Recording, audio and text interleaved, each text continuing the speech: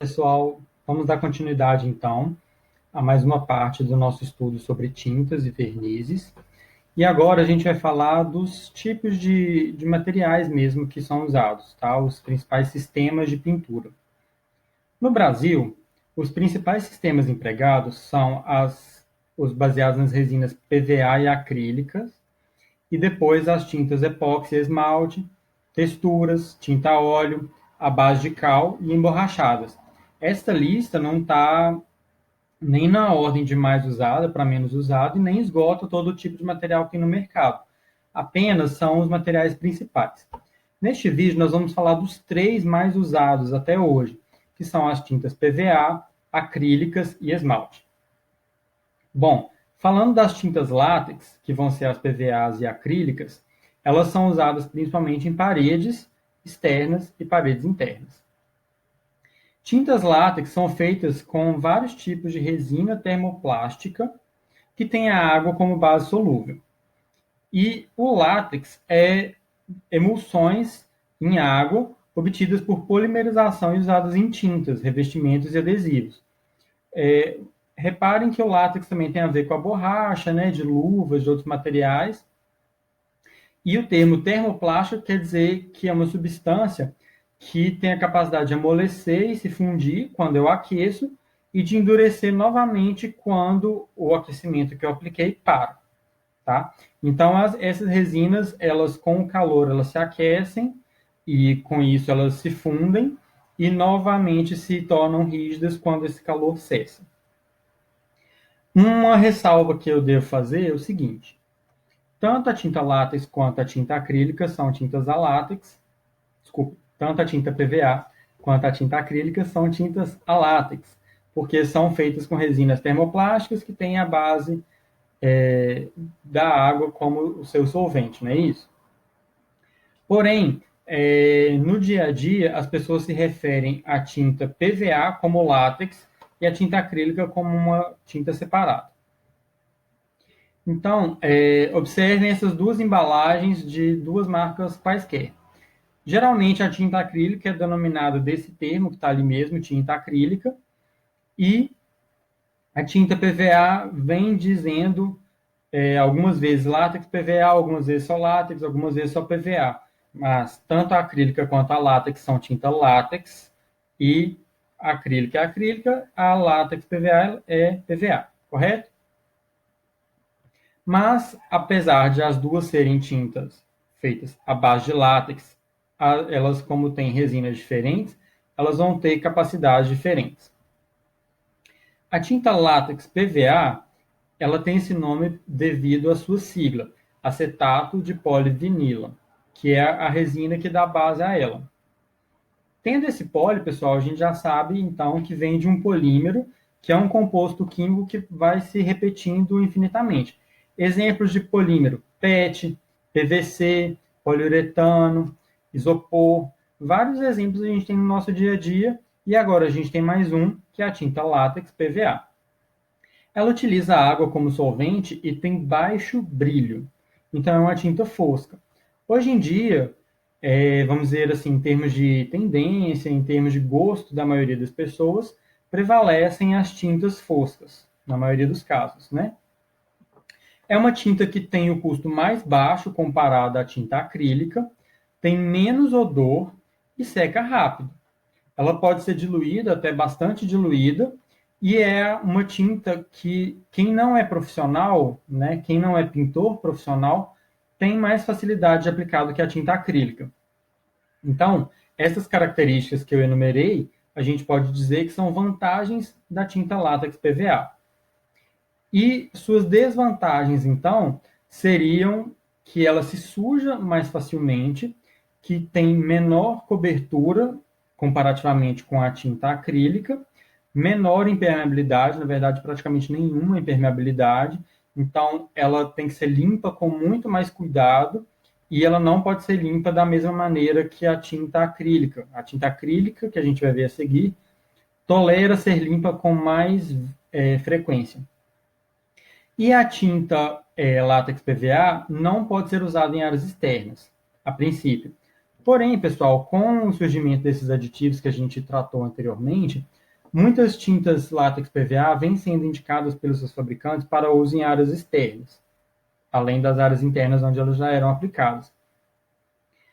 Isso é um pouco complicado de dizer. Vale a pena buscar saber se esse fabricante está dando algum tipo de garantia, tá? Porque o material do látex PVA não é o mais indicado para as áreas externas, ou de qualquer modo, mesmo que receba aditivos que permitam isso, provavelmente ele ainda vai ter uma durabilidade menor.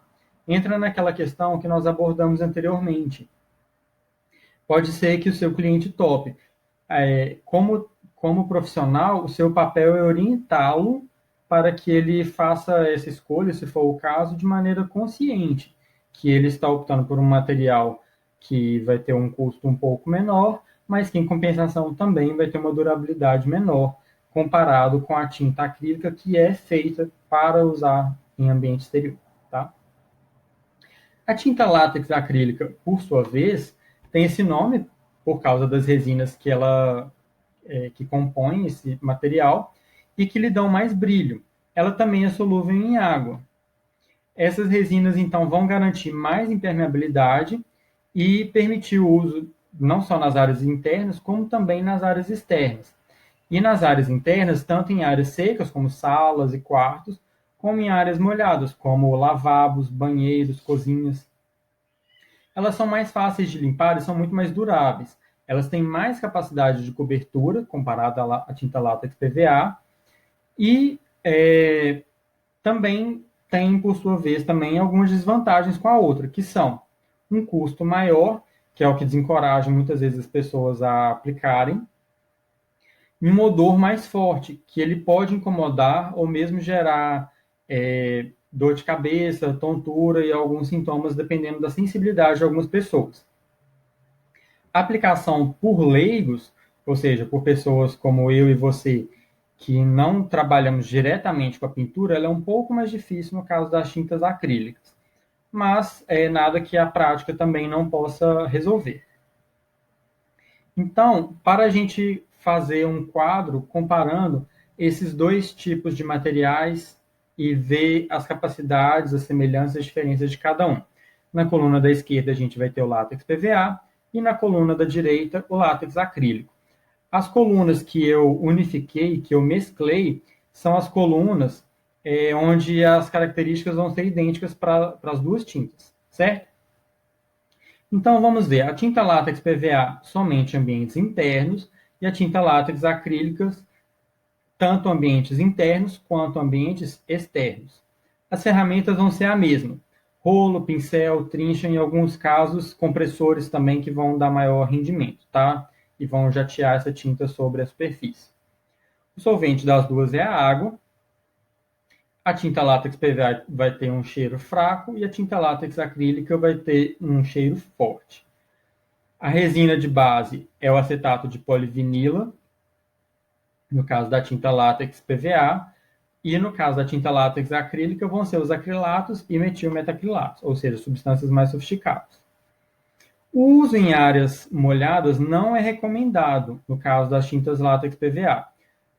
Em algumas áreas molhadas onde não há a formação de vapor, como num lavabo, por exemplo, que não tem chuveiro, ou se você colocar a partir de uma altura onde nem a água de limpeza também da lavação do chão vai atingir essa tinta, é menos problemático, porque ela vai ter uma situação muito parecida com a situação de uma área seca. Já a tinta látex acrílica, ela é possível de usar nas áreas molhadas, mas também não é o ideal de situações onde ocorre a formação de vapor. Ela vai ter, nesses casos, uma durabilidade um pouco menor. A secagem dessas tintas é rápida, nos dois casos, só que a impermeabilidade e a resistência do látex PVA é baixo, e do látex acrílico é bastante mais alto. O acabamento da tinta látex PVA vai ser fosco, e no caso da tinta látex acrílica, ele vai vir em 3 versões. Cabe aqui agora você prestar atenção nessas 3 versões diferentes, que são fosco, acetinado e semibrilho. Esses nomes, alguns fabricantes mudam para palavras com maior apelo comercial. Por exemplo, o acetinado chamar de aveludado, o semibrilho chamar de diamante. Eu já vi esse tipo de coisa acontecer. Mas repare que vão ter 3 gradações e que elas vão aumentando a sua quantidade de brilho. A tinta fosca látex acrílica ainda assim vai ter um pouquinho mais de brilho do que a tinta fosca látex PVA, mas não é nada, não é uma diferença gritante. Já entre as versões da tinta látex acrílica, essa diferença se faz mais notável. Então, como saber o que eu vou escolher?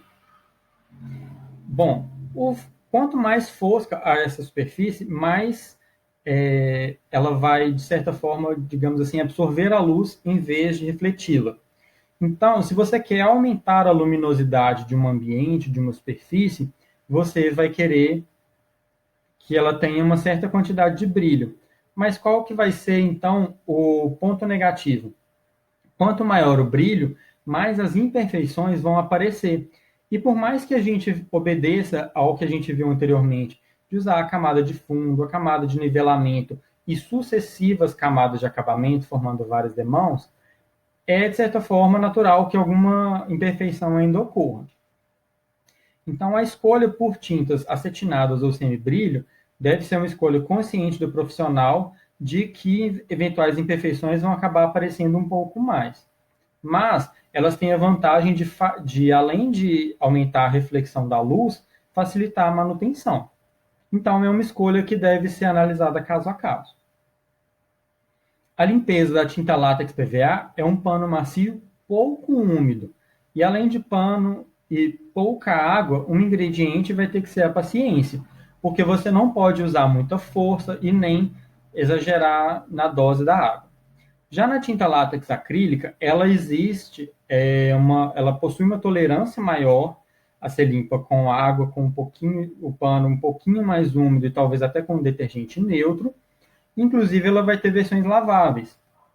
Obviamente, as versões laváveis vão ser mais caras, mas numa casa, por exemplo, você pode ter uma criança que tem o hábito de rabiscar as paredes.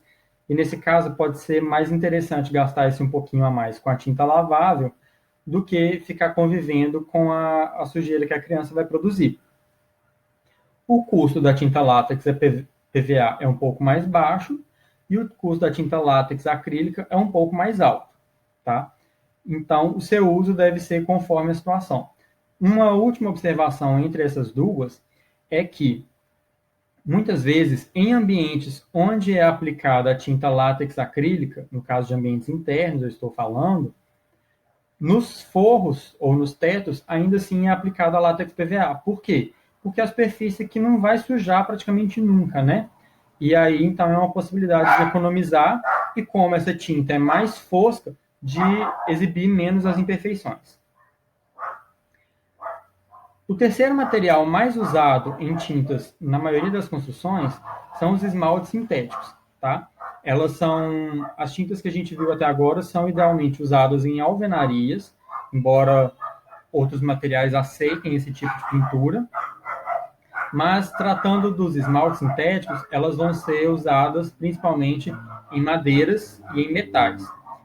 As madeiras podem receber o tipo de acabamento, como os vernizes e outros materiais que a gente vai ver mais adequadamente na terceira parte do conteúdo, mas isso vai ficar para lá, né? Agora aqui a gente vai ver os esmaltes. Qual que vai ser a diferença do esmalte para o verniz, só para a gente tratar nessa parte aqui do esmalte. O esmalte vai ter cor, tá? E o verniz não. Então, os esmaltes sintéticos são tintas à base de solventes, diferentes da água ou, em alguns casos, solventes à base de água, tá? Já existem eles no mercado. Mas ainda prevalece no mercado os solventes que não são à base da água para madeiras e metais. Se a pessoa que está aplicando tem habilidade, o acabamento pode ficar muito, muito bom, bastante lisinho. Ela tem boa resistência às intempéries, ou seja, a chuva, sol, vento, agressividade do meio externo. Bom alastramento, que é a boa capacidade dela de cobrir uma superfície grande. Ótima resistência ao mofo e pode ser aplicado tanto em superfícies internas quanto em superfícies externas.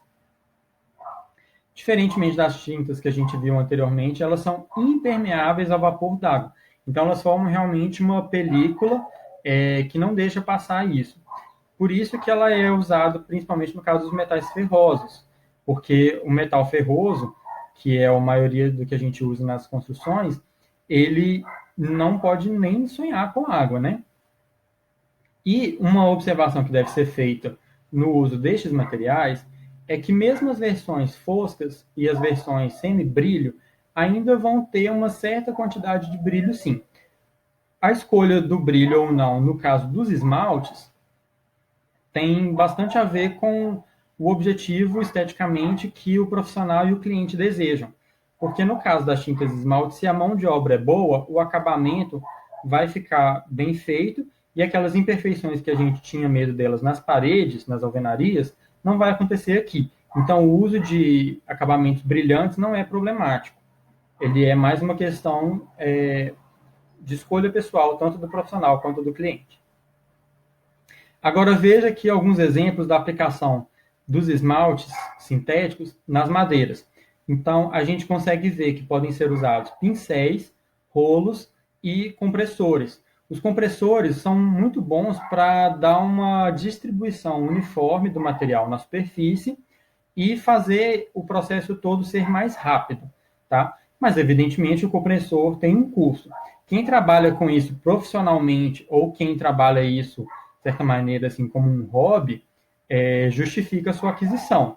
No caso de pessoas que querem elas mesmas fazer o trabalho, talvez valha a pena ela encarar o rolo e o pincel ou alugar o compressor.